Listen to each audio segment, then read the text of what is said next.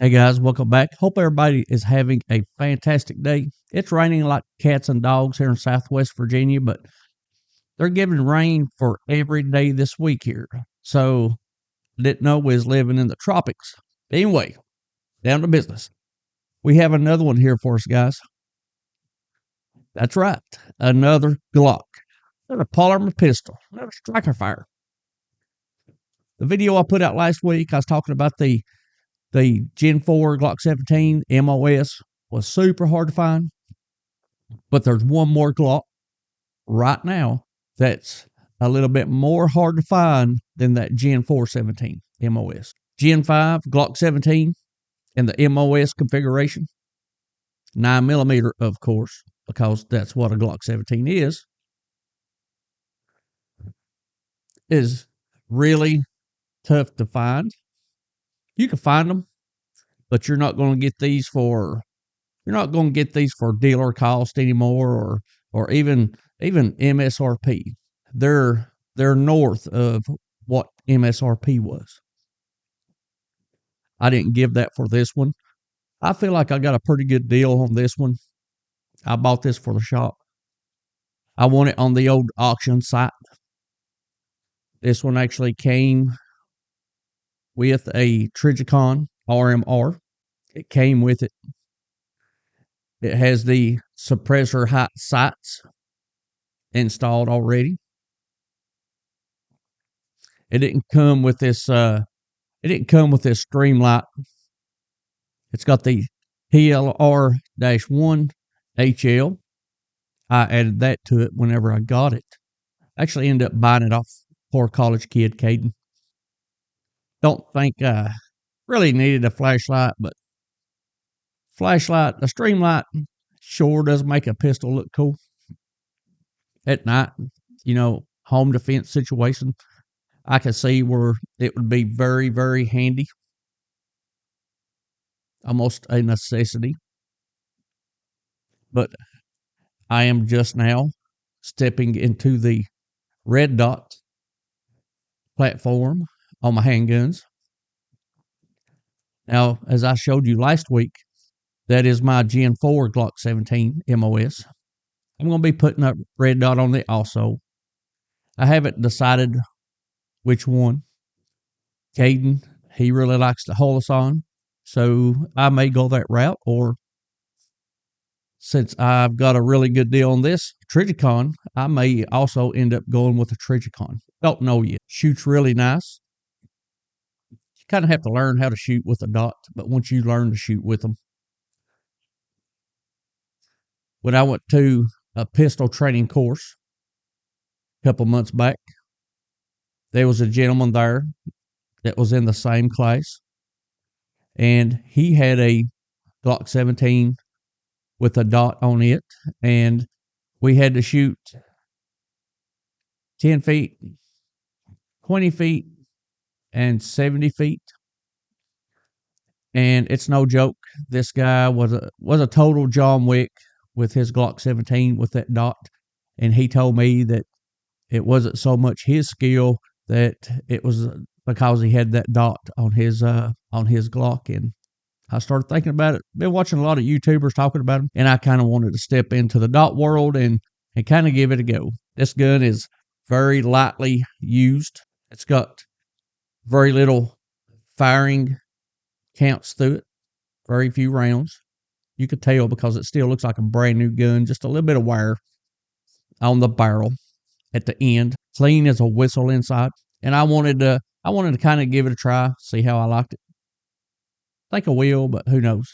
We always change our mind. Yes, it is a real Trigicon. It's not a fake. I actually looked up the serial numbers, and it came back that the serial number is associated with a legit Trigicon product. You can do that. Just want you guys to beware. These Streamlights, high-end optics, or even mid-grade optics, there's a huge market for Chinese knockoff. If you run across a Trigicon, 50, 60, $100, somewhere of that nature, and it's brand new or used very little, very gently, you think it's a fantastic deal. Well, it may be. but you can take the serial number. All these products have serial numbers on them somewhere. You can look that up against the Trigicon database, and it'll tell you if that number is associated with a fraudulent serial number, or it'll tell you, yes, it's associated with a legit, our product, I should say, our product, instead of just pointing out Trigicon. Because a guy brought in a scope here a few months ago. I was going to make a trade deal for it, and I did some research on it, and it turned out to be associated with a non-legitimate product of this scope manufacturer. So just buyers beware. There's so many people out there just trying to take advantage of everybody else. Just do your diligence, do your research. Just because it's a good deal, don't mean it ain't.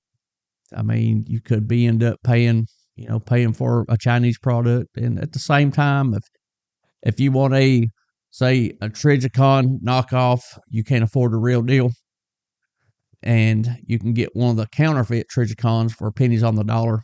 If you're happy with that, buy it and be happy. I'm just saying, don't buy it in a misleading way. Do your research, and if you still want it, buy whatever you want. It ain't my money. I don't really care. Just trying to put a warning out there. These Gen 5 Glock 17s, really, really tough to find in MOS. They dumped their Glock 17 number, and now the 17 is the new Glock 34. And I'm sure in a year or so, Glock will probably come back out with maybe a Gen 6 Glock 17. So who knows? But I wanted this one. I found it. Got a good deal in it. Probably the last good deal on a Glock Gen 5 MOS in the world, I feel like. I mean, it was that good a deal. Didn't steal it by no means, but for what I gave for it and the wire that's on it, which is zero, shoot, it wasn't even dirty. Basically got free suppressor sights and a free red dot optic. I end up getting the Streamlight off my poor college kid, Caden. End up getting it off him, and he had went to Harbor Freight, and he had bought one of those Streamlight knockoff flashlights. He showed it to me. Actually looked really good, felt good.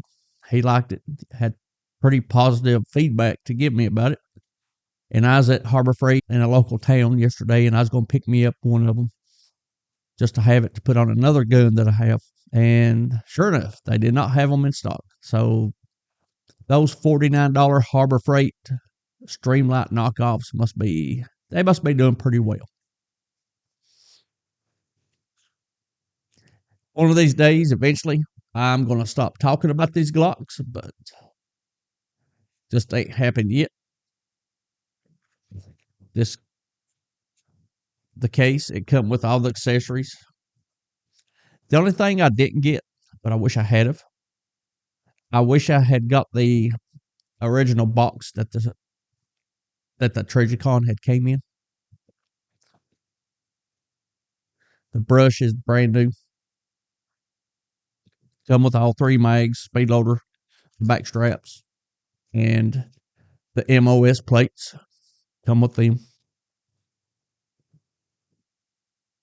Came with 4 of those interchangeable back straps. So it came with everything. I was tickled to find it. And before you guys start calling me, oh, he's a sellout, he's a Glock fanboy. Well, not really. I like them. But to say I'm a Glock fanboy, that's maybe an overreach. They seem to be doing things right. They're putting out some good products. I like them. You leave them alone, other than, maybe adding a RMR or some kind of optic and adding a flashlight to it. If you leave this gun alone and don't start changing everything, don't start changing your trigger, all that stuff, it'll work fine. You'll not have any issues out of it. You don't really hear of people having any trouble, any issues out of a factory Glock gun. Now you start, and there's a lot of companies out there that makes products to upgrade the internals. A lot of companies out there. You start replacing these Glock factory internals parts, then I could say, yeah, you'd probably be wishing you didn't, as far as reliability goes. This is a new $500-600 gun. You can't expect to have a trigger, and it's also a striker fire. They're not really known to have the best trigger in the world, but you can't compare a Glock trigger to, say, like a revolver or maybe a 1911 single action pistol or something like it. It's striker fire. Most all your striker fire pistols are, the triggers ain't that great. I don't mind the trigger on the Glock. Don't bother me a bit. It's have to get used to it. Shoot it. You'll quit complaining about it. Or just, you know, maybe think about going from a striker fire weapon to something else. Maybe start carrying a revolver, double action revolver. That way you could pull the hammer back and you've got a real crisp, real light trigger pull to shoot. But these striker fire handguns, it's hard to achieve a really nice trigger. So that being said, that's all I've got on this video. There's some differences before I leave. There are a few differences. I'm going to save that to the next video. I'll compare the Gen 5 with the Gen 4 on these Glock 17s. Not going to do it right now, but I'll, in an upcoming video, I'll point out a few differences. If you want to know right now what the differences are, hell, you got Google, look it up. I've looked. There's probably 10,000 people that's done reviews on these Glock 17s, Gen 4, Gen 5, comparing them. I ain't gonna go that far, but I'm gonna get some range time, some shooting time in on both of these, and then I'll give you my opinion. Like always, guys, keep subscribing, and like always, thanks for watching.